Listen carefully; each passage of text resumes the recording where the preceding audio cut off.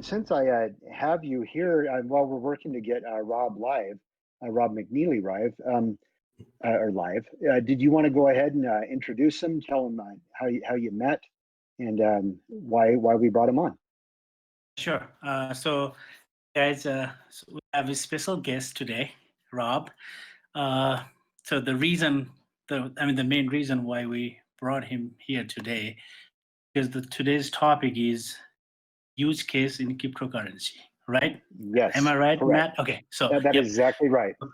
And there is no one better than Rob who can explain about it. So that was the main reason. Fantastic. I was like, yep, Rob is the best person because he's the founder of cryptocurrency. It's a coin, Tusc, TUSC. So it has a very solid use case. I'll let him explain about it. Okay, And, awesome. So, I mean, there was a cryptocurrency, OCC, original crypto coin, that was started in 2018. Rob, his wife, and a few other members, they started. And later, we decided, okay, it was based on Ethereum, RC20. Then later, we decided, hey, what about we have our own blockchain? So just, converted it to Tusc, like a 1-to-2 ratio. And then Yeah, could if I stop you there, Rob, just to go back, I noticed that is the original cryptocurrency. That was the project. What was that project? I mean, it's the same like the same concept, right? Have Okay. a strong use case, right? And then distribute freely, no ICO at all. No ICO, no token sale, nothing like that. So it was Ethereum based, created token, and really distributed to whoever wanted. It was like, hey, you want coin? Okay, we'll give you some coin. So the reason that was is cryptocurrency has to be simple. That was the another thing. Like, I'm always strong about it. We need cryptocurrency that is very simple for people to use, right? I mean, okay. Let me tell you why. I'll give you the perfect example why we need very simple. In 2013, I got into crypto. I downloaded wallets here and there. I started doing research, but it was like, I have a computer science background. I have a degree in computer science, but it was kind of confusing for me. Private keys, public keys. Hey, don't lose your private key, or like give your public key to other people. It was like too much, right? It was like too much for me to digest. Even if I had a computer background, it was hard for me. So I was not super interested. I lost interest after a few months. Like, I did a few months of research, but I just lost interest. I regret. Imagine if I had bought Bitcoin that time in 2013. I would be rich right now. Yes. So I did not do that. But in 2018, I got into crypto again. I don't want to miss this time. So this is the second chance I got. That's why I'm fully involved. Let me tell you how I made, if you want to continue, or I can stop here. Yeah. No. Let's, we've got Rob live now. So if you want to introduce him, how you met him, this is perfect. Yes. So Rob, original cryptocurrency is a Utah-based project, right? Rob is local to Utah. And in 2018, I moved to Utah. At the same time, there was OCC. And, I was like following them. I was not talking to Rob or any founders, but I was following them. I had a free coin they were distributed. So, and then I started, I was in there. We don't, Tusk doesn't have Discord, so we just have Telegram. So I was following them and I started talking to Rob. And then one day Rob is like, hey, why don't we meet for lunch? Because I think, I don't exactly remember the date, but it was 2019. Before we, converted OCC to Tusk. And Rob is like, hey, let's for lunch. Then he invited us, and thanks Rob for paying for the lunch. And he told me like he gave me the vision he has, right? I was already interested in OCC. I was ready for the task. After I met Rob, I was like, okay, I got hooked. I mean, I literally love this dude. It's like he's one of the genius person, like when it comes to marketing and product and all those kind of things. Like he's awesome. You'll know. And you remember, Matt, I invited you to the off-chain conference I we had. do. So Yep, it was a convention up at the convention Larry about H. Miller Center. So that's Bob was he was the founder of OCC and Tusc, and he and his wife, they organized that event off-chain. Once I met him, I was just hooked, and I was like, okay, this is the project. I mean, there are only three projects now I'm involved: LCC, Ring, and Tusc. These are the three projects I'm involved. And I've like a couple of weeks. I don't know if it's a couple weeks or just a week. We launched a Tusc bot, just like the Hive pool in LCC. We bought a tipping bot in Telegram for Tusc. It's been going pretty good, So, and I've been trying to get Rob to LCC community to like talk about, I mean, hey, here's the thing. Like so many projects, people can get involved, but also we can share knowledge. You know what I mean? Like, yes. I always praise Tanner. He's one of the best developer I have ever seen in cryptocurrency, because there's so many people like, oh, I'm developer, I do this in a copycat, and like, hey, let's fork Bitcoin and done. I mean, you know that. I mean, it's even happening in our community. Like people like forking new coins, and after a couple of weeks. Yes, they're here and gone. One moon. Well, yep, but Tanner is like one of the best developer I have seen, and I'm also trying to get Tanner to Tusc. I mean, not like directly involved, but help from him, here and there. Also, I want to use Rob's, marketing technique. Like he has like, I don't know, 300,000 followers on Twitter or something. You can check him in Twitter. He's like just Rob. So I mean, I can talk about him like all day. Trust me. Well, it might be nice to bring him on now. Can you hear us, Rob? Are you able to speak? Yeah. Can you guys hear me? Oh, there we go. Awesome. So welcome. This is our little crypto chat. So LCC, and I'm sure Rabtai or Rabin filled you in on what we wanted to do, and I thought maybe you could tell us what Tusc is. It looks like you had converted it from OCC to Tusc, and I guess how you see Tusc operating in the future, what its use case is. So you can hear me now. Yes. Here, Rob. It keeps unmuting. So okay, that what am I? Go to setting. At the bottom left hand side, there's a user settings. Hold the voice and hold the key for speaking. I don't know. I have F12 or something. So you have to hold the key down while you're speaking. To voice. You can do that. Okay, so you have to hold it. Okay, exactly. I got it. I didn't know you had to hold it. There you go. Okay, so you have to hold it the whole time. Like a walkie-talkie. I'm not used to it. We're really high tech here. Gotcha. We did just upgrade from a gas-powered server, so it's Discord. It's Discord. It's not our fault. Yeah, that's cool. So yeah, I just don't use Discord all that much. So yeah, I appreciate you guys letting me come talk to you guys today. So and Rabtai, that was a really nice introduction. I appreciate that. He is not my boyfriend, just for the record. I am married. That's fair. But so excuse me. I don't care. I know. I'm just kidding. So we started OCC literally New Year's Day 2018, and we originally started Original Crypto Coin as an ERC20 token, almost as an experiment. We wanted to learn about crypto, and I just called some friends of mine and I said, I want to put out a project, And literally we slapped together a team, and literally from New Year's Day to I think it was March 10th, we pulled a ad hoc team together, put out a contract, and fully distributed billions of crypto. We built a dApp as well. So it was like a faucet dApp that we built.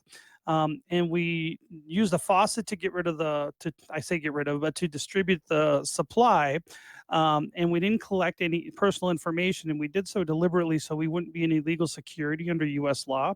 And that time, going through, and all the law firms were telling you just be a utility token. It was all those arguments back then, but we thought, I looked at the securities. I talked to the SEC myself directly with an SEC lawyer and looked at the Howey test. And I said, if we collect any personal information or we sell any of these things, we're going to be in illegal security. And so even though people said we should have, like, dude, you can make a pile of money, sell coins and tokens, I said, no, let's just give it away. And we're trying to do an experiment and learn about crypto. If I could say one thing, we have kind of a worldwide audience here. They probably don't know about Utah's reputation about not being for illegal securities, right? So I think your choice here in Utah to go to something like what you're talking about, free distribution, was a smart choice. Because Utah has a rep. Well, on top of that, it's even federal. The SEC is a federal agency. And, certainly. And so we thought about it, and I didn't know anything about securities law. I took personally about a 6-week deep dive into securities laws, literally deep dive. And part of my day job, I'm a forensic expert witness in a completely unrelated world, but I spent a lot of time reading law. So a forensic expert witness in what field? Construction, essentially. So I deal with construction defects, flooring, slip and fall, those kind of things. So it's weird. Fantastic. So there's 500 people that do what I do. Yeah, I'm in real estate, and so I have talked to a construction forensic specialist a time or two. So this is great. You're used to figuring out problems through a haze of fog. That's essentially that's it. I figure out stuff, and I look, and I spend a lot of time looking at rules, regulations, and laws for my job. So I'm just naturally inclined that I'm pretty good at finding information. So I did that. I just applied it to forensics and to securities law. And I came to the conclusion, even though I had attorneys telling me otherwise, I said, there's no way if we sell this or collect personal information, we're not going to be a security. And in fact, I say, because back then, there's all this gray area. This is 2.5 years ago. So it's a different world now. We have a lot more clarity from a regulatory standpoint. Back then, we didn't as much. And this was 2 years ago, 2018? Yeah, it was literally, that would have been February 2018 when I was doing this.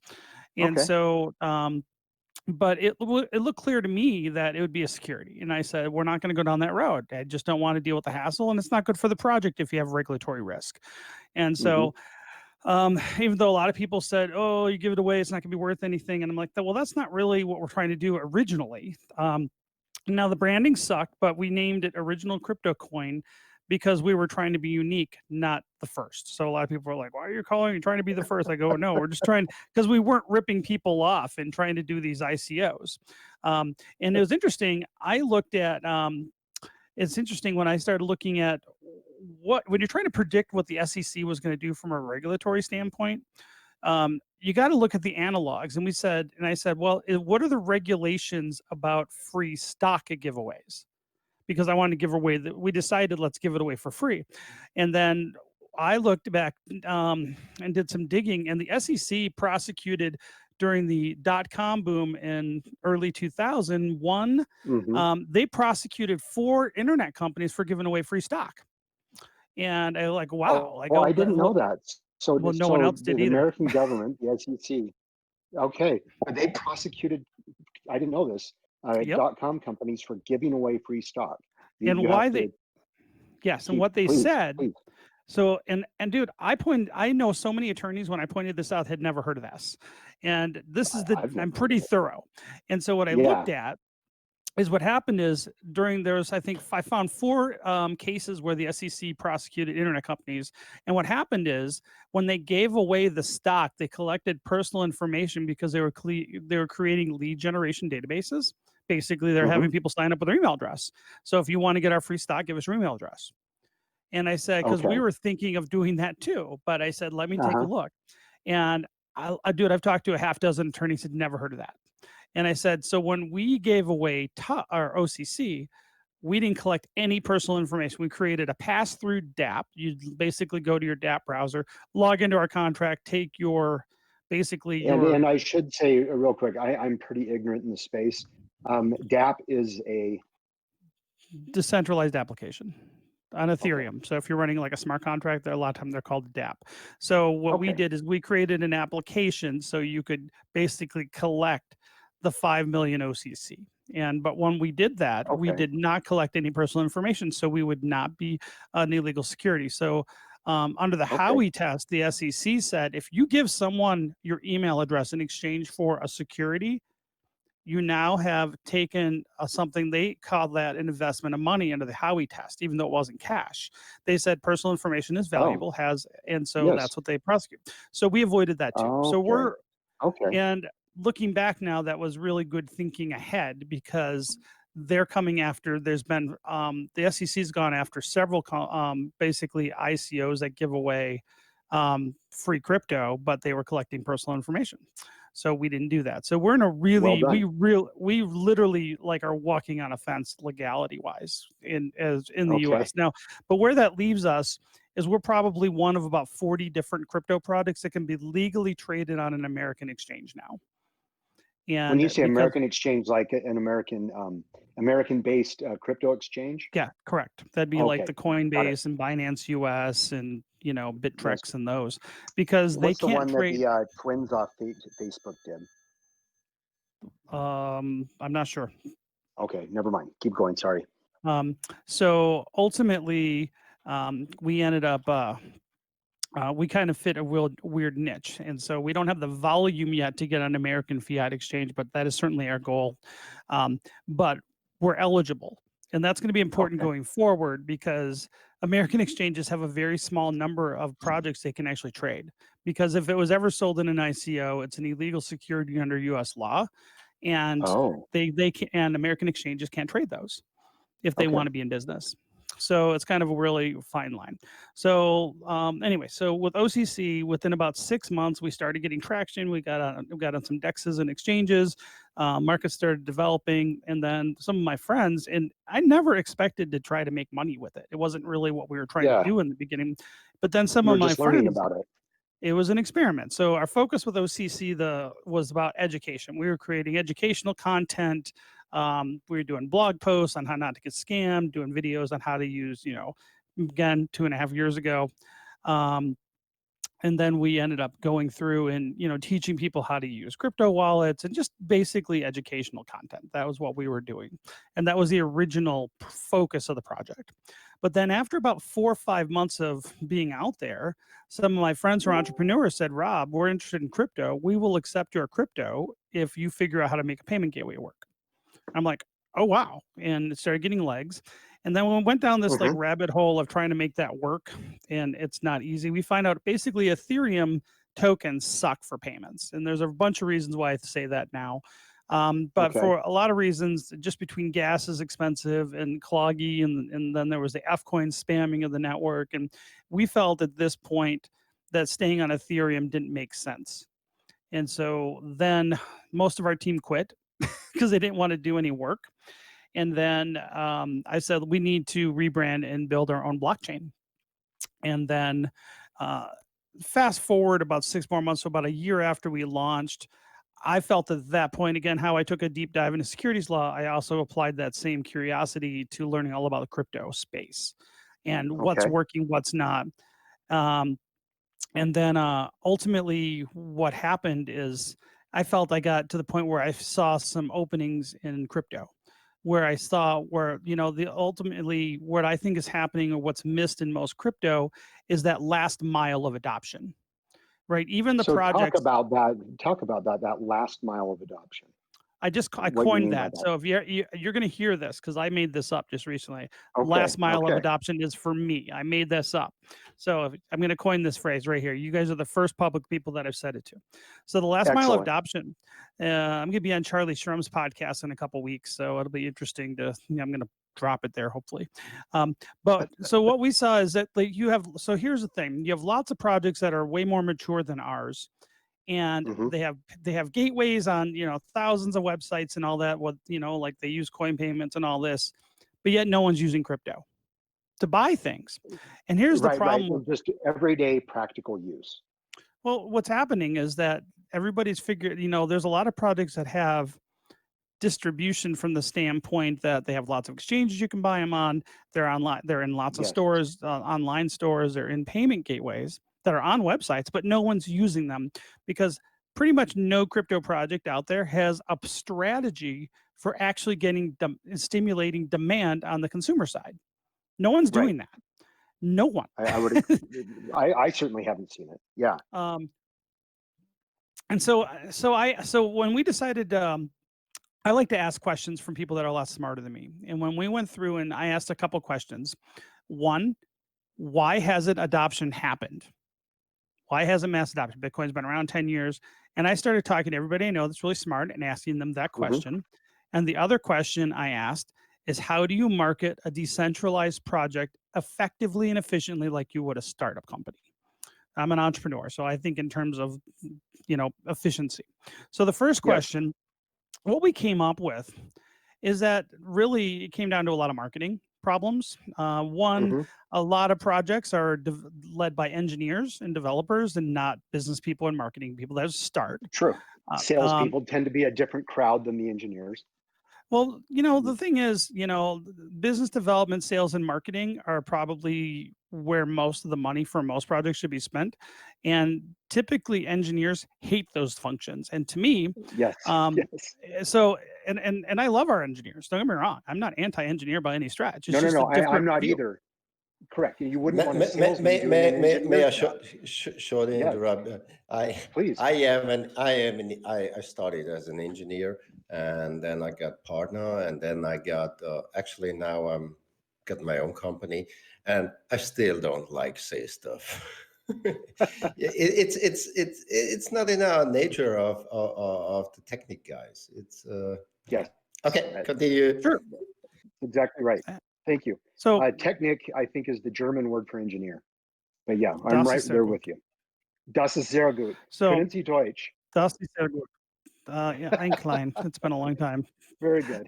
So I started looking down. So this is how I started my research. I looked to the top 200 projects on CoinMarketCap at the time, and I went to the websites for the projects that had websites, and I looked at their teams. And know what I didn't see on any of the teams, on pretty much any of the projects, anyone in charge of sales, business development, or marketing. And that tells me something. Yeah. It should tell everybody something. If your organization does not have key leadership in sales, business development, marketing, that tells me two things. One, no one's doing those things. And two, your organization or project doesn't value those functions, and those functions aren't being performed. That's fair. And that's interesting. And that's not anything against engineers. It's just not their focus. Correct. And so I think this is pretty endemic with, around developers, is that it's the build it, they will come myth. And it's a myth. And I've learned as a serial entrepreneur, find a customer and a problem, and then build your company and your solution to that. So you should have customers first, then build your project. So what we did when we decided to start with Tusc, I said, okay, let's go through a markets. Let's build a decentralized project like a startup would. And that starts with all right, now we said, okay, well, who has a problem that crypto solves? And so I started looking at doing basic market segmentation and said, look, right now, if you look at most of the influencers out there, their idea of marketing is hassling grandma, hassling a barista at Starbucks, hassling an Uber person and telling them to go use Bitcoin. The problem is, Bitcoin doesn't solve problems for any of those people, and actually creates a lot of problems for those people, because crypto doesn't solve a problem for the Uber driver or usually your grandmother. Their debit cards and credit cards work just fine. So we said, look, if you're going to get mass adoption, you got to start with people that have a problem a recognized problem. Okay, if you want to go argue like, and I'm on board with you, but like, oh, the Federal Reserve and inflation's a stealth tax and they're Yes. screwing you. Yeah, you know what? About 0.5% of the population knows what any of the fuck that means, and then they don't give a shit. Fair Most enough. people don't give a shit. Fair They enough. just don't know. They don't care. Their debit card works. So even if you go and try And to that's tell a very true point. I mean, if I have, and for a developed system, you're right. In a first world country, this doesn't solve any problem that a debit card can't solve. But that's my question: is what are the interesting problems that it can solve? And that's where you're heading with this. So I'm very interested. Correct. So to me, I say this key that you need to focus on. We decided that you need to focus on markets that have a recognized problem, meaning that that industry knows they have a problem with payments, because we're a payments project. We're not a smart contracts project. And so I started looking at what are the industries in the United States right now that has a recognized problem. And I found a couple things that there's about 7 industries that do have a recognized problem in the United States right now that crypto can solve. And they're all distasteful industries to somebody. So that would be things like cannabis, pornography, Okay. gambling, payday lending, and guns. And So that's for what was after porn? I'm taking gambling, notes. payday lending, Oh, things of that gambling, nature. gambling. Gambling, So what were your pornography. last 2 after guns? Let's see, I have to think about that, because payday lending is one thing, and they got title loans, Right. and then refugees and immigrants have a problem with payments, Okay. Absolutely. remittances, and so I guess it depends on how you split payday lending and pawn shops and those kind of things. But all of those kind of industries Interesting. Well, have a guys, record. the first thing I bought with Bitcoin was a fake driving license. Okay. So criminal enterprises. Yeah. There we go. Correct. But in the United States, so we started looking at each one of those industries, and I have a little bit of experience with a couple of them personally as an entrepreneur. And Okay. but of all those industries in the United Dare States, so dare I ask which of those you have the I experience know a in? lot about the cannabis world, and I know a lot about the gun world. Okay. Okay. Guns and that's great. You ever heard that Warren Zevon song, "Lawyers, Guns, and Money"? I mean, we're pretty much there. Okay. Yes. Keep going. But in the United States, here's the problem. If you're setting up, we're trying to figure out how do you solve a problem. Not really big into most of those industries personally. I'm actually a fairly conservative guy, but Sure. but of cannabis, it's interesting that of all those industries, there's only one that's constitutionally protected. And that's guns. In Yeah. cannabis, everybody says do cannabis. And here's the problem. Cannabis is federally illegal in the United States still. And so if you go try to help facilitate payments in a federally illegal world, you open yourself up to all sorts of money laundering kind of things for an illegal Sure. problem. Yeah. Yeah. But with guns are federally constitutionally protected across the board. In addition, so I started, and I had a business in that space before, and I don't have any issue with it. I am a gun guy. But then we started looking at the industry just from a market segmentation perspective. So I mean, we spent months looking at all these things. It wasn't like we just decided as ad hoc. So the gun industry in the United States has a direct or a indirect market of $50 billion per year in the United States right now. Just on guns and ammo a year, it's about, so to me, when it comes to market segmentation, you want to have a novel solution in a big market. And so direct guns and ammo in the United States are right now between in a normal year, this is not a normal year, are between $5 and $6 billion for civilian guns and bullets. That doesn't talk about body armor, clothing, optics, accessories, paint, whatever you want to think about. When you get into when you expand it out, the gun industry and related accessories and everything are about between 50 and 60 billion a year in the United States. And they can't use any third-party payment options. No PayPal, Square, Stripe, Venmo, Cash So App. there's blocked out, straight out blocked? Who issued that? Yeah, it's not illegal. It's not illegal, though. It's actually just because under Operation Choke Point in 2013, 2012, and 2013, the Justice Department under the Obama administration decided that they wanted to go after quote unquote risky industries for banking, and they put huge pressure on the banks to screw those industries, and they lumped the guns in with them. Oh wow. So, Oh wow. and so if you look it up, it was called Operation Choke Point. But what happened is the result of that bullshit attack on payments was that guns were considered a red flag industry for no reason. Guns are one of the most heavily regulated industries in the United States right now. And in fact, I've talked to, so before we started, I'll give you the process we went through. So when we went through a Tusc, we said, this looks like the market.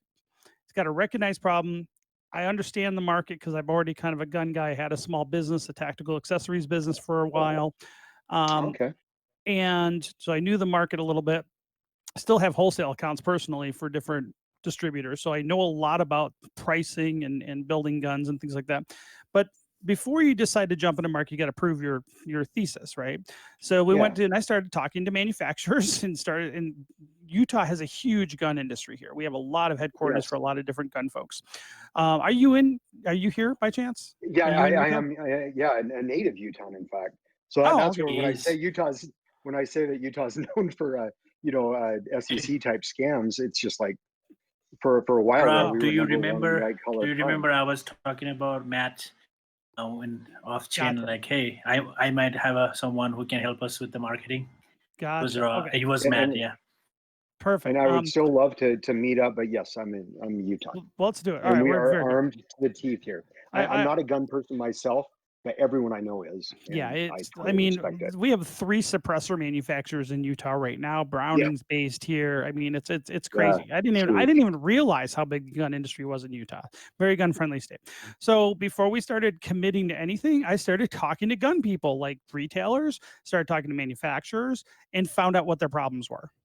And I confirmed that not only did they have a payments problem, like one of the FFLs I talked to, Federal Firearms Licensed Dealer, they had to go to 7 banks just to get a checking account. And the only reason they got a checking account is the guy knew the manager personally. I had no idea. Wow. And so it's hard just to get a bank account. And you got to remember, these are lawful, constitutionally protected businesses with a huge banking, payments, credit card processing.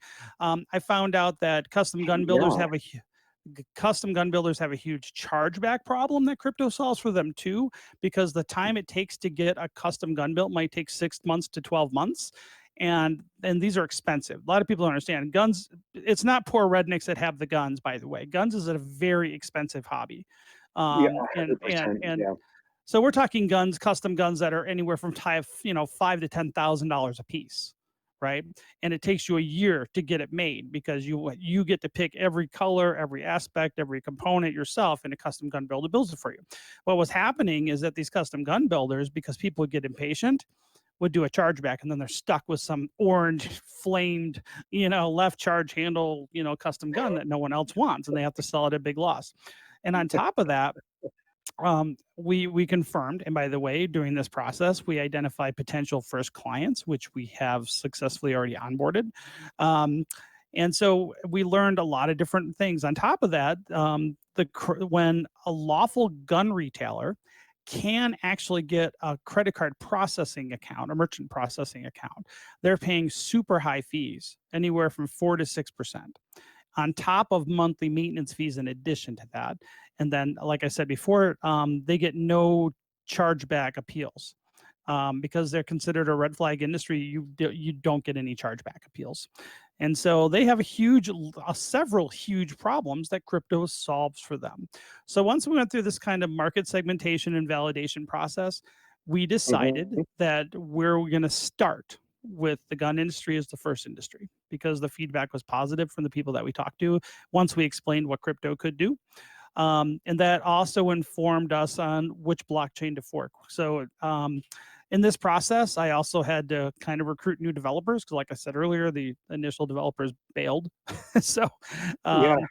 And then why did they bail? Because they didn't want to leave Ethereum? Well, it's interesting. Like the main dev didn't want to build it. The guy who could do most of the work didn't want to build it. And a couple of the other quote unquote co-founders never did anything to begin with and just kind of walked. It's like when you're when nobody everyone's a volunteer essentially, right? And at that point, you know, we didn't have the ability to even pay a dev with worker block rewards or anything like that. So it was just a different world then. So then, you know, the next question is, found a team. Took me 6 months and I found a team. So in a lot of time networking and recruiting. And then we rebranded. We came up with Tusc because our theme was our mascot's an elephant. So we wanted the name to incorporate, you know, a tusk like an elephant.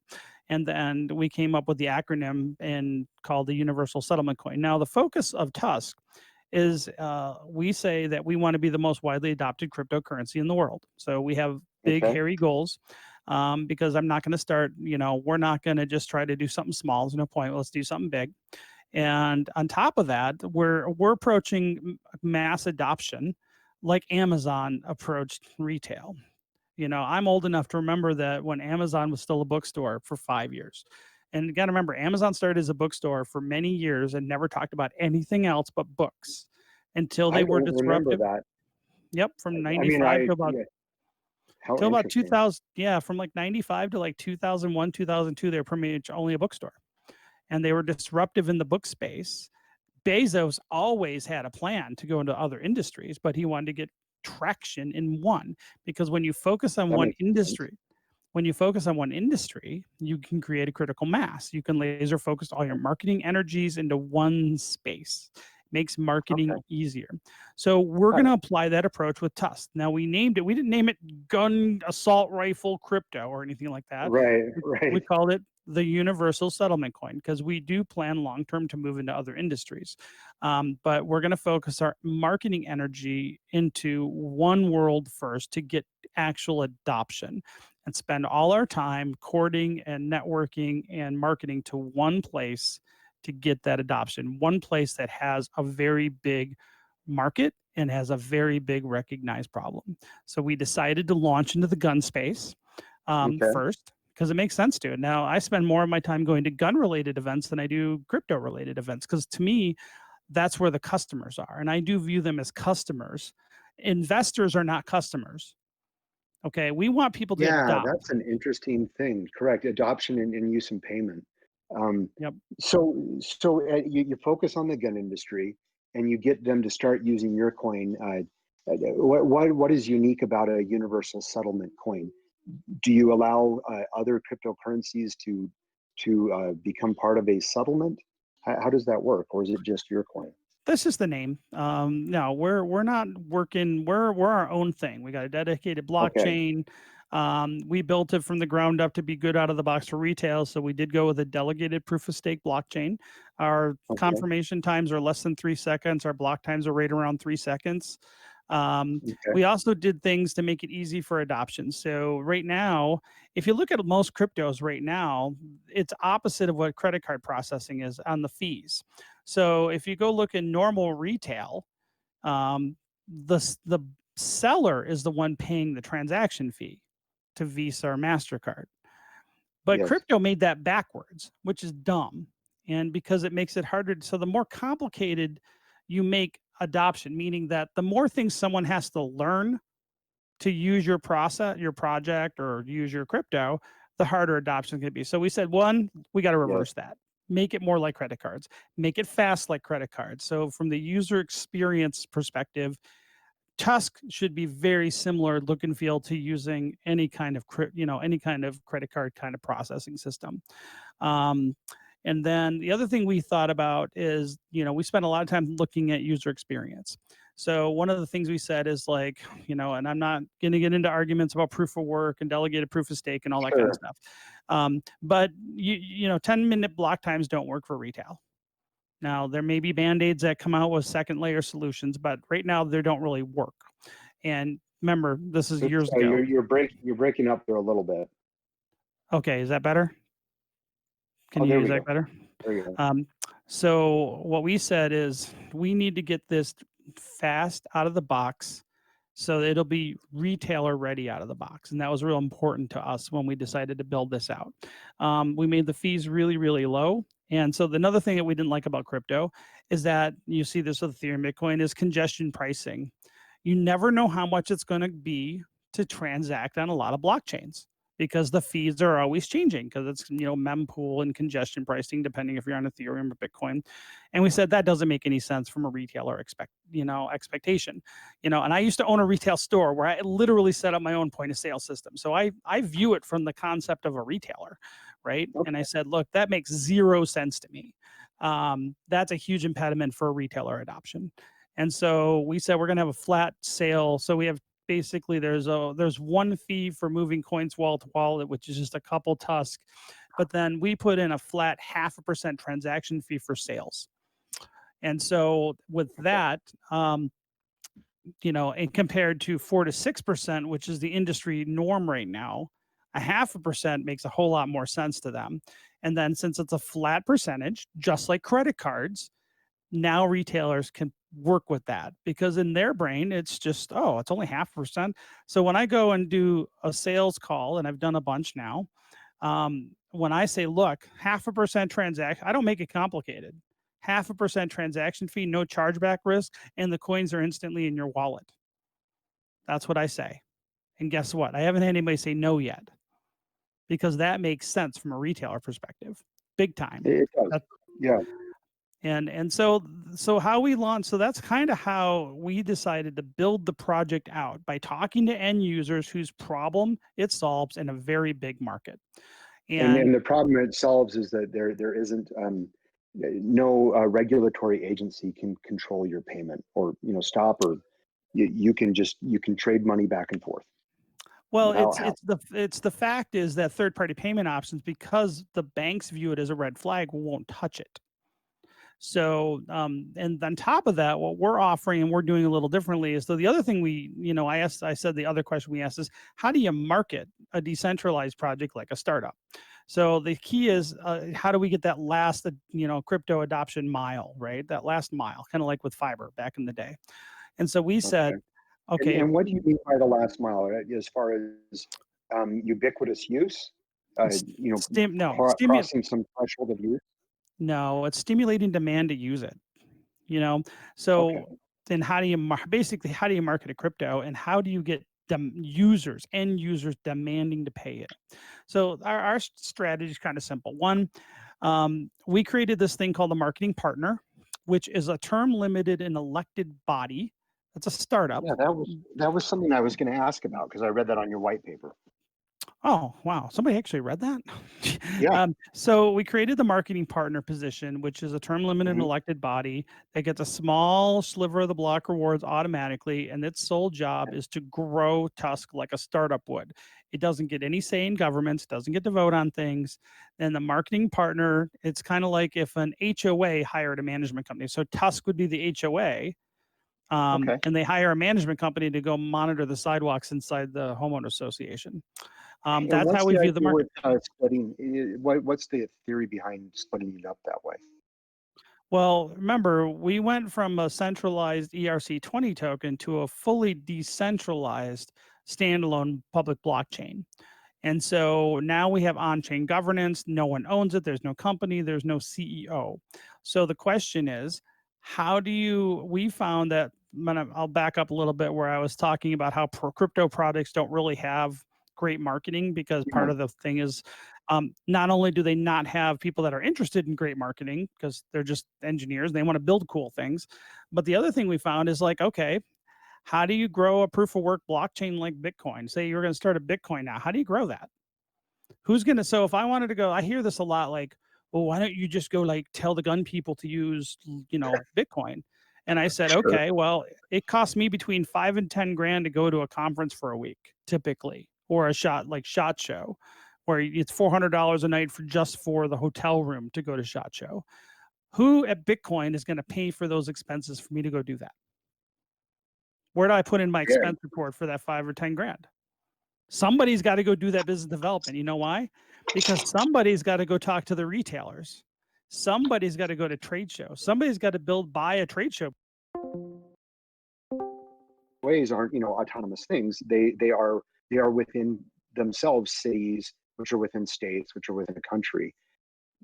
How do you see cryptocurrency interacting with each other? Because there are thousands of cryptocurrencies right now, and it's not like I can't imagine the world going to one. How are they going to interact? Well, I would think if they went to one, that would be that would be a really, really bad thing. And I Yes, think that's totally. where I think that's where Bitcoin maximalists are out of their minds, because if Yes. the entire world was operating on one cryptocurrency, and then that means that every single state bad actor that has the resources to buy quantum computers or do everything they want, Yeah. they could over time Yeah. to destroy that. And now you've not just taken down a region, you've taken down the entire economy of the planet. I just think that's Yeah. a really bad, that's a single point of failure. Even though it's a blockchain, it's a single point of failure. And if you look at the analog, I mean, even right now, if you look at it, if every country in the world generally has its own fiat currency, right? Some are Yes. better managed than others. Some have better Yes. adoption than others. Some are more liquid Yes. than others. The US dollar Yes. is the best fiat currency on the planet because it's the most liquid, and then you have other countries. So, but you still 184 currencies. correct. 184 currencies. Okay. So how I see it long term and how I would prefer to see it is that you're going to have I would love to see at least that many out there that are seamlessly atomic swapping between one another. And I believe that will There be the you go. future. And to me, There's that's the safer. atomic swapping. Yeah, and that It makes a lot of sense to me too.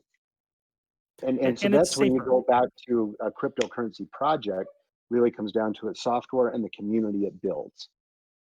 That's essentially it, right? I The absolutely security agree of with. the And system. well, here's the benefit. Like the one thing is, the benefit of cryptocurrencies is you can tailor it for a specific industry, for instance. And now tailoring there could be programmable features in it, or it could just be Yeah. how it's marketed. So if you want to be the airline crypto, and then all the airlines kind of have a consortium that use this crypto that seamlessly swaps to other ones, then the Uh-huh. airline could build in programmable features into that money that makes sense for that industry. Or the gun world could do the same thing. But to me, I see that, and I would prefer this, that there's literally 300 or 400 cryptocurrencies seamlessly swapping between one another. And I do believe that's the way it's going to end up going, and I think because, we don't trust each other in this world, countries don't work with each other. No country is going to voluntarily swap over the control of their money supply No, to no. and I wouldn't recommend that they Power, do. yeah, power must be taken, right? It's not given. I mean, Correct. it's which is ever the most successful coin. But back to the programmable features of money, I've heard that cryptocurrency is smart money, right? Money that is programmable. I can't think of a practical application for it though. So back to your gun industry, what are some advantages to having programmable currency in the gun world? So with us, we're not doing anything, and I'll be honest, we're not doing anything terribly innovative as far as Okay. crypto goes, as far as a crypto coin goes. Other than we've tried to make it more usable, faster block times, different, fixed percentage fees, things like that. We've just tried to make it a little more accessible. I think the difference with Tusk is Yeah. how we're approaching that last crypto adoption mile is what we're doing that's different. So how do you get people to use a crypto? Okay, I think we already mentioned market segmentation, going after people that Yep. have a recognized problem. And then we said, okay, well, here's the thing. The sales pitch. We're creating educational materials to teach our retailers how to teach their customers how to use it. And two, our retailers are going to be giving discounts to their customers. So if the customers get a 2% discount, say they want to buy $1,000 item and they're going to get 2%, if they're not on a time sensitive thing, they'll go buy it with Tusk.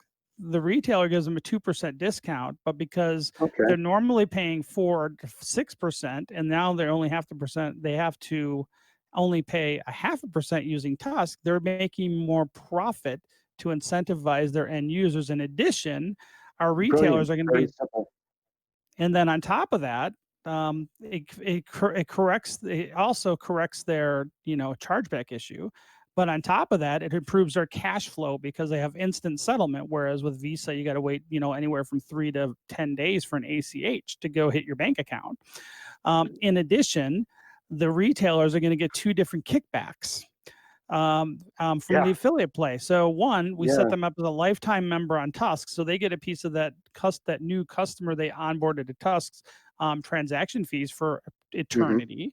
But then, in addition, we're building out relationships this year with different exchanges. So we're going to encourage that every retailer become an affiliate of one particular exchange or two, depending on where we are. And they recommend that those customers use their affiliate code to sign up for the retailer to buy the Tusc. Now we're going to be working over the long term. We're going to make it easy to buy Tusc through an app and things like that. And we're working on a bunch of different things over the next 12 to 18 months. But the idea is that we're creating basically all the brochures, all the explainer videos, and all these things and educational materials to the retailers so they can teach their customers to use it, because it's in their hugely financial best interest to do so. Makes sense. And the customer will be financially incentivized as well.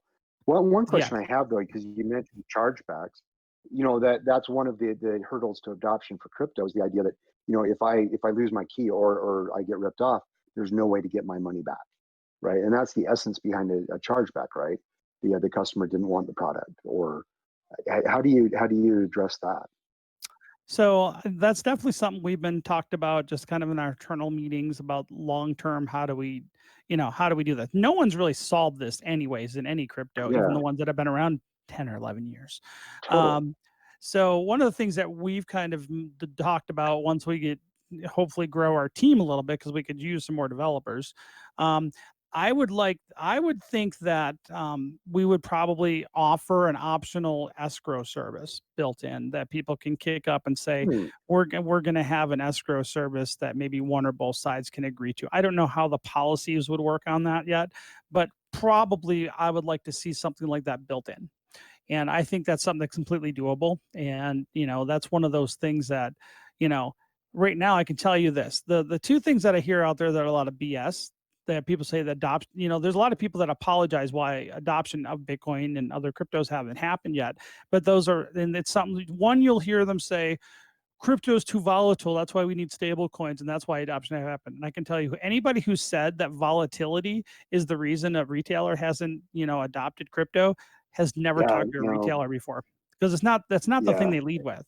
And there's an easy way to solve that. You atomic swap instantly into a stable coin or cash out immediately, and then you don't have to worry about volatility. It's an easy problem to solve now. Yeah, totally. The other thing that you hear is this escrow thing. Whoever says that is also another person that's never talked to any actual customers, because that's not what they lead with. That is not the big objection. And so, you want to know the biggest problem with the retailer adoption? After I explain to them, it's the accounting. It's the IRS rules applied to crypto and the accounting piece. Now we're solving that because we're going to be working with TaxBit, which, they're the tax customer or tax vendor dealing with Gemini now and stuff. So they're local as well. So we're going to be Gemini was the one I was thinking of, actually. Gemini is those two twins, the boss twins from Facebook. So that's what I was talking about. Anyway, keep going. So we're going to be, again, long term. These are the things we're already trying to figure out the solutions to the objections, but the accounting piece is going to be the biggest problem for most retailers. Let me ask you this, because we talked. Go ahead. Sorry, Matthew. Yeah, and you were all the time talking about America. Of course, you live in America and you work in America and you get your money in America. But that's the thing. Like the European, okay, now it's a union, but still it's a union. Every single country has its own policy on taxes and everything. And that's a big problem. And by the way, Rob, you're talking from my heart. Yeah. Since I joined this LCC club, I was always praying the same thing you said. Well, thank you. So, yes, and I should Devil say, always talks about business plan. We need this, we need that. He always talks about it. And I told him, that's what Rob is talking about. And you have the creators of LCC are brilliant developers, and they've focused everything on developing an awesome product. Stable, secure. That's the thing. They are the tech guys. They are the technicians. Yes, correct. Now let me ask you this. I mean, because we're running out of time here, Rob. But and Andreas Antonopoulos, have you heard of him? The Internet of Money. I know who he is. Yep. Yeah. So the thing that he said that I thought was so interesting was to compare the crypto industry to the car industry. the auto industry of the 1890s, 1900s, 1910s, you had these kind of weird fangled inventions. There were cool inventions, but there was no road system, no mechanics, no gas stations. So the infrastructure didn't exist. And so that's been his whole focus is, the infrastructure. But it doesn't happen. It happens piecemeal, little bit by little bit by little bit. And the piece that looks like you're focused on to solve is the adoption and use part. And I think it's such a great idea to focus on industries that do have a problem that cryptocurrency can solve. And I wondered with the accounting piece, if you can even just address that through the programmable money aspect of it. Money that you spend that handles its own accounting. Well, really, so essentially from a technical standpoint, what would end up happening is what we're looking at probably having to do is just have some hooks built in so that people that have APIs can instantly pull the tax records and compile the records. Really, it's just an abstraction piece. It's not that complicated. In the United States right now, every time you divest yourself of a cryptocurrency, you have to account for your loss of gain from the time you bought it. Yes. Every single transaction. And so this is not something you would do manually. This has to be done automatically. And we're going to work on making it over the next year and a half as easy as possible to handle that piece. But it is something that's going to have to be dealt with. And I know it's going to be complicated. So we're already kind of thinking ahead of like, that will be an issue. How do we solve that? And so, and the good thing is we can, over time, we can build whatever hooks we need to into, if we need to even, into the blockchain itself to add that functionality. If we can't just abstract without something, if we need to build something into the API, we can do that. But we know going forward, it will be an issue. So we're just saying, look, this, because I come at it from both as someone who has I owned a retail store. And I understand, to me, I'm going, okay, what would be the thing that would make me, the economics make sense. You don't even have to work hard. If you tell me 0.5% transaction fee, the economics make sense. The accounting piece is a pain in the ass, and the learning curve. So you got to deal with the learning curve piece. You got to deal with the accounting piece. And then we have to have the roadmap so they can get in and out of it really easily. So on our roadmap this year, I mean, we're spending, COVID's kind of slowed us down a little bit, but over the next, our focus for the next 12 months, we're not even worried about onboarding retailers yet. We got a couple in our pilot program now. We're focused the next 12 months, maybe 18 months, depending how quick things go, on just building liquidity, building up our market volume so retailers feel comfortable coming in to the project, and then, building on exchanges and working our way up to getting on American fiat exchanges. Ideally, we could be on a fiat American-based exchange within 12 months, hope maybe 18 at the out, somewhere in that range is my goal. We'll see how it goes. But ultimately, our crypto last mile focus is just simple. It's just, we're going to hold the hands. We're going to be doing outreach to retailers and teaching them the benefits of crypto and helping them educate their clients on it. And that's all we're doing. It's not that complicated, but we built the project in a way that it makes sense from the technological standpoint, that it's usable, and hopefully we can make it happen. Well, thank you for your time, Rob. I gotta say, hold on. I have one thing. Please. Actually, I have two things I wanted to talk. Actually, I wanted to ask Rob.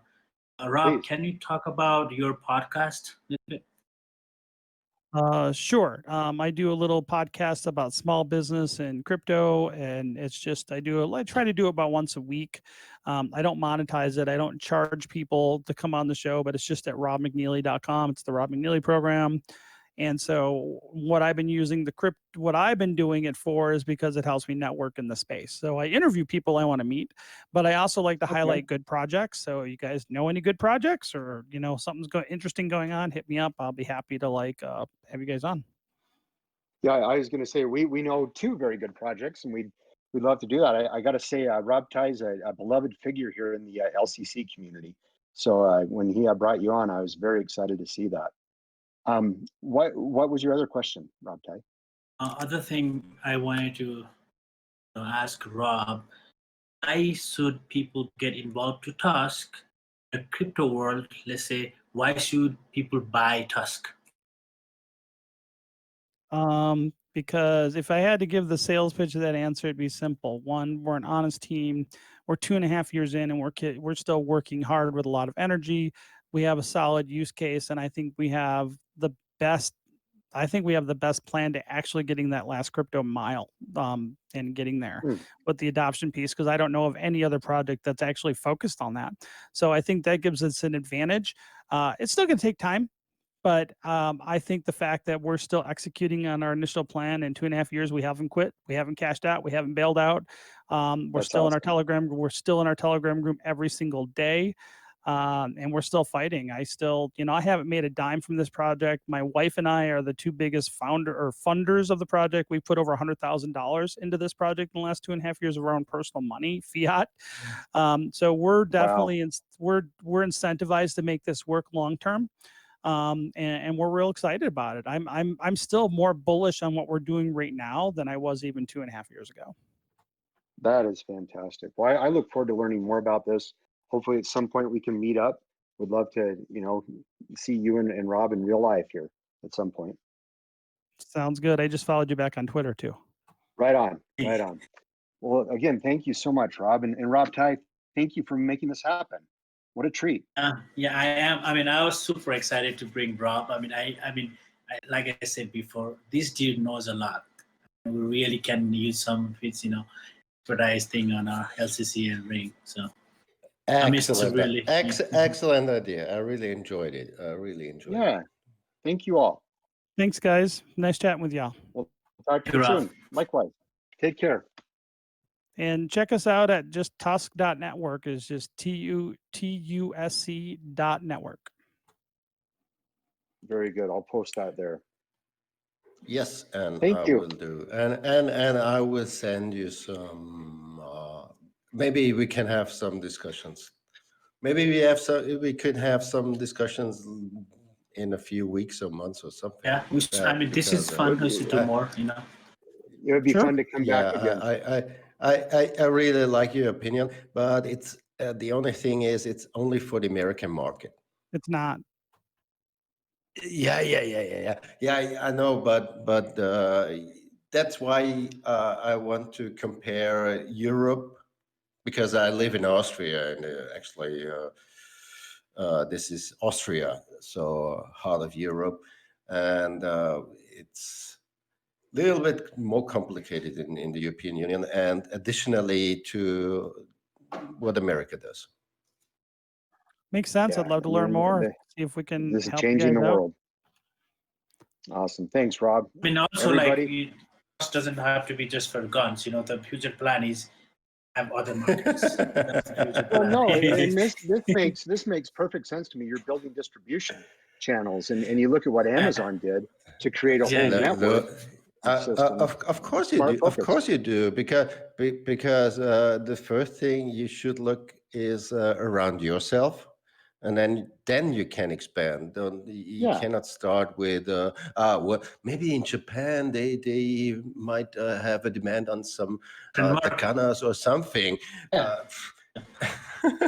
I know. Interesting tidbit, though, is that when we did our initial faucet distribution, 3/4 of the OCC tokens went to Asia. So it's odd, though most of our community is not in the United States. So it's been interesting. Fascinating. Yeah. So when I say Asia, let me say something. I was working for 18 years for a Japanese company, and Asia is different. It's tough. It is really tough, but it's if you get them, they love you, they take care of you, but it's hard to get in there. We're working on it. You work for a company called Yazaki North America. Actually, that is Japanese, but I used to work in the auto industry for a lot of years back in Detroit, where I'm from. So it's kind of interesting about the car analogy. But yeah, I mean, we are global. I mean, I spent time in some Nigerian crypto groups. So it's interesting because really there's two industries here, right? And this is where people don't understand, is that you got a market and network in the crypto space because of quote unquote the investment side of it. And a lot of our community is foreign. If you go into our Telegram group, most of those people are not Americans. We have very few Americans that are in our group at all. I'm building that out. It's like we got to rebuild it, or I would say expand the community to the US market. Most of our community, even though they're foreign to us, you know, they're in Asia and in Europe and stuff, is that they like what we're doing because we're building a use case. So they're viewing it for the eyes of investors. And so, but then we've built and found, you know, this use case that is primarily an American thing. But so, for instance, one of my buddies, and we're not going to shoo away from low-hanging fruit. I network a lot, both in business and in crypto. And so, one of my buddies who's an entrepreneur is they're building an Alibaba for the flower import industry. And Alibaba, interesting. It's an import marketplace for the importation of flowers, but they got funded. Yeah. One of their partners has 21 flower shops. They're the biggest flower importer in Texas. And they're going to be, as soon as we're more liquid and they're launched, they're going to be launching probably the next 90 days, their MVP. They're going to be using Tusc as a payment option. And both the co-founders of that company each bought a huge share of Tusc tokens or Tusc coins. So they're definitely committed to the project, but most of what they import comes from Central and South America. And there's a huge banking problem down there too. So yeah, absolutely. So I'm not going to say no to that. Remember, but it's not where we're focusing most of our marketing. Now, I'm also an entrepreneur. If all of a sudden the international flower import and export industry totally adopts us and we're doing tremendous amount of volume in that space, then we're going to shift our marketing to the flower industry, because, you know, if that's where we're getting the traction and it makes sense to do so, we will pivot. I mean, that's what good entrepreneurs do. You know, right now we validated a market, you know, we did market segmentation, we validated the market. Now we got to make the market happen. And you know what? There's always a risk that it doesn't. I mean, we're working hard at it. But I'm saying, as an entrepreneur, though, one of the traps entrepreneurs fall into is they make a plan and they think that the best plan in the world will never deviate from their plan, even when they run something into the ground. So smart entrepreneurs are willing to be flexible as market conditions or market validation proves itself or proves to fail. And you got to be able to pivot. I'm totally open. I'll support any industry, any company that wants to accept it. I know a lot of entrepreneurs. One of my buddies in Colorado, they have 3 retail store chain of bath and body products. Now they're launching a CBD line. And they've already agreed to accept Tusc for their CBD company, because guess what? CBD is also a red flagged industry. It's treated like cannabis, even though it's not. And so they're going to be accepting Tusc. So we one of the first people that accept Tusc is a body armor company in Provo, and so Utah. So which one? Citizen Armor, ATAC Defense. It's right off the freeway. Yeah, Aaron Gilbert is one of our advisors. He's the owner of it. So I'm saying this: we're going to, along the way, if we do our job, there's going to be lots of people that are going to want to use our coin for payments, and we're not going to say no, because that doesn't make sense. That's what I was saying is, even though we're going to focus heavy on the gun space, there's a lot of other industries that can use us, and it comes down to, does it work or not? And I think ultimately that's the key. And so, look, we're going to be open-minded about this. You know, we don't know where this is going to go. Hopefully we're a top 100 project in 2 years. That would be my ideal happy place, you know? And I think if we get enough adoption in one single industry, I'm already had, there's 2 major point of sale providers in the gun space. Collectively, they have about 5,000 or 6,000 gun retailers using their software. One is talking to me right now called Gearfire. They're interested in coming on as a block producer for the network. And then 2 days ago, this other one that I met called Prolific, they're interested. They asked me for more information. You know, I provided them, but they were answering a bunch of, I was talking to their VP, so their VP co-founder.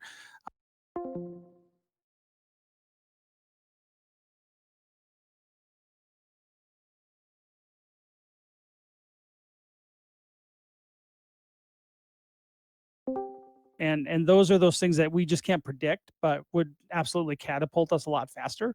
And I'm open to that. But even if we get on those point of sales and we're working, we've identified about 5 major point of sale providers to the gun space that we're trying to eventually partner with.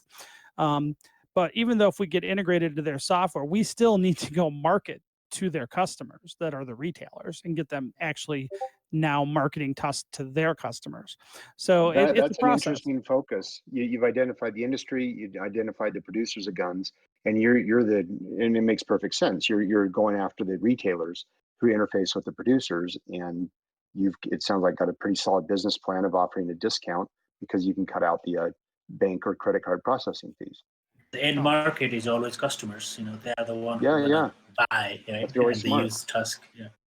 In I like addition, during the swap, there was a lot of, I call it dead supply, known lost tokens and people that just didn't bother because they weren't paying attention. And we have right now 14% of the supply of Tusk is in the community reserve. Now, I don't control that. It has to go through a proposal vote process. But at one sat, and we're not depending on, our volume's so low. It's the thing we're fighting right now. We're liquidity locked.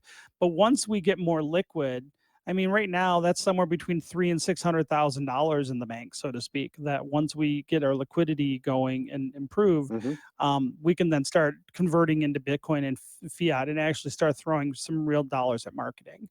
And that's the key here. As soon as we start getting that unlocked, then we can start doing, mass marketing. And I'm hoping we'll have the liquidity stuff figured out in the next 12 months. Sorry, guys. We have a question from our Discord. Is Tusk on any exchanges? We're on 5 exchanges right now, but none. The biggest one's Probit, and I think they're like a $50 million exchange.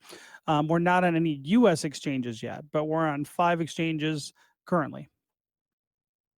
Excellent. And you can go to your website. I believe that you reference those exchanges on your website. Also, Tusk is also legally approved to do on U.S. exchanges, right, Rob? I think most of them you can access if you're an American. Yeah. Excellent. Let's wrap up, I guess. Thank you, Rob and Matt. Thank you all. Thank you guys for listening. Thank you, Rob. Thanks, guys. That was fantastic. You guys have a great night. Have a good weekend. See you Bye, guys. guys. Love you guys. See ya.